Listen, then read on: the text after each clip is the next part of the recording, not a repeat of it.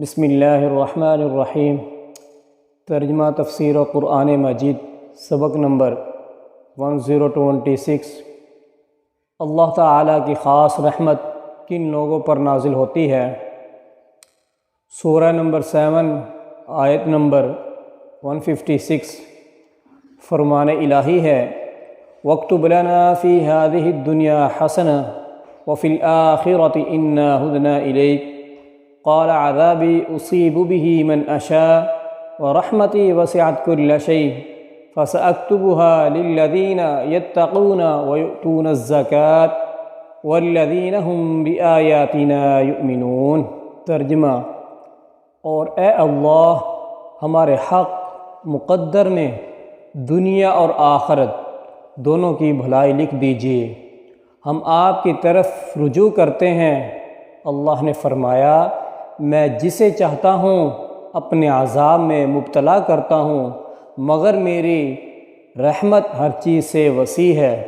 عن قریب میں وہ رحمت ان لوگوں کے نام ضرور لکھ دوں گا جو پرہیزگار ہیں، زکوٰۃ ادا کرتے ہیں اور جو ہماری آیات پر ایمان لاتے ہیں۔ اس تفسیر میں اللہ تبارک و تعالی فرما رہے ہیں، اور کیا فرمایا ہے اس آیت مبارکہ میں؟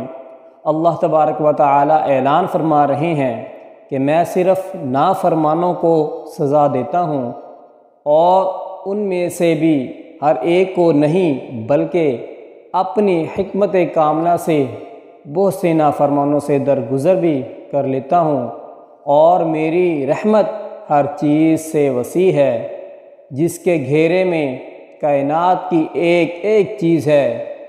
اسی وجہ سے عرش اٹھانے والے اور اس کے آس پاس رہنے والے فرشتے یہ دعا مانگتے رہتے ہیں۔ آیت نمبر 7 سورہ نمبر 40۔ اے ہمارے رب، آپ کی رحمت و علم نہایت ہی وسیع ہے، اس لیے توبہ کرنے والوں کو معاف فرما دیجئے۔ ایک اور دوسری جگہ ارشاد ہے، سورہ نمبر 6 آیت نمبر 12، تمہارے رب نے اپنے اوپر رحمت واجب کر لی ہے، یہ رحمت ان کے لیے واجب ہے جن کے عقائد اور اعمال صحیح ہوں گے۔